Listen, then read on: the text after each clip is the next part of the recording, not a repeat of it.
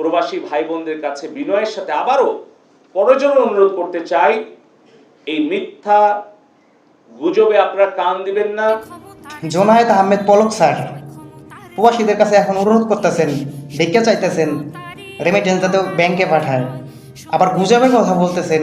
কোনটারে গুজব কইতেছেন? এই যে আমার ভাইরা শহীদ হয়েছে, এটা কি গুজব?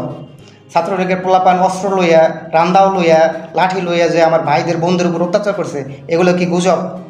এই মেয়ে, আপনি সেতু ভবন 1000টা নির্মাণ করতে পারবেন, বিটিভি ভবন আপনি আবার নির্মাণ করতে পারবেন, তারপরে মেট্রো রেল, এইটার আপনার 1000টা মেট্রো রেল করতে পারবেন, কিন্তু যারা মারা গেছে, যারা শহীদ হয়েছে, এদেরকে ফেরত দিতে পারবেন?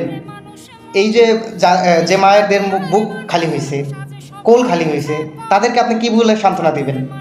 এখন আসছেন প্রবাসীদের কাছে ভিক্ষা চাইতে, বাংলাদেশ সচ্ছল রাখার জন্য তাদের কাছে ভিক্ষা চাইতেছেন যাতে ব্যাংকে মানে টাকাটা পাঠায়।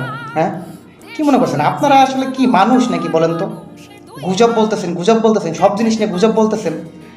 আপনাদের বিরুদ্ধে যদি কেউ বলে তাহলে সে হয়ে যায় রাজাকার, আপনাদের বিরুদ্ধে যদি বলে সে হয়ে যায় বিরোধী দল, আপনাদের বিরুদ্ধে যদি বলে সে হয়ে যায় মানে ইয়া মানে তা আপনাদের শত্রু, এটা না? আরে ভাই, আপনারা তো জানোয়ার থেকে অধম, আপনাদের মানে কোনো বুক পিঠ কিচ্ছু নাই।